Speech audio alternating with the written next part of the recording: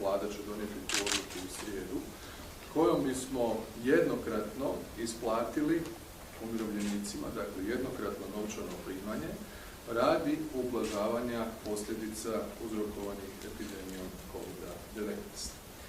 Riječ je o nekoliko kategorija umirovljenika, pa smo tako dogovorili da se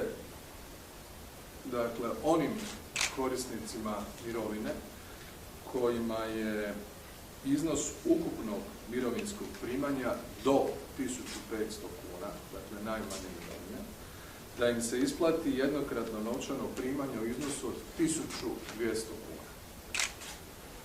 Da se onima kojima je iznos ukupnog mirovinskog primanja od 1500 do 2000 kuna isplati jednokratno novčano primanje od 900 kuna.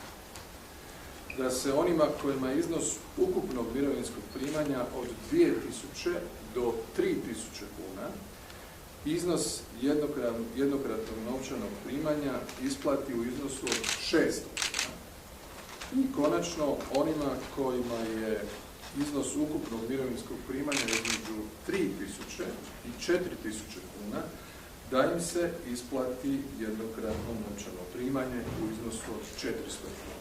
Dakle, 1200, 900, 600 i 400. Dragi penzioneri, ovo je prvi uzorak kese sa sadržajem onoga što treba da dobijete kao dodatni poklon od vaše države, jer ste to zaradili, mnogo toga izgradili, sve napravili u našoj zemlji što smo mi nasledili. Ovo je mineral cink, ovo je vitamin D3 i ovo je C vitamin.